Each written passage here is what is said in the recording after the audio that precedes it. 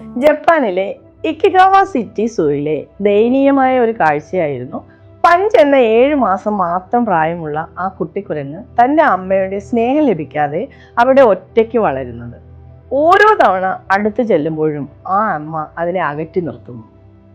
സൂവിലെ care takers ആണ് ആ കുഞ്ഞിനെ പിന്നീട് വളർത്തുന്നതുമൊക്കെ.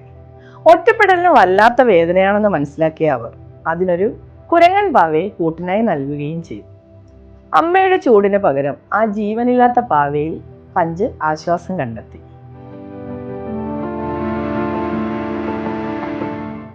ഇത് ആ ഒരു കുരങ്ങിന്റെ കഥ മാത്രമല്ല കേട്ടോ. പല വീടുകളിലെയും ഇന്നത്തെ അവസ്ഥ ഇതാണ്.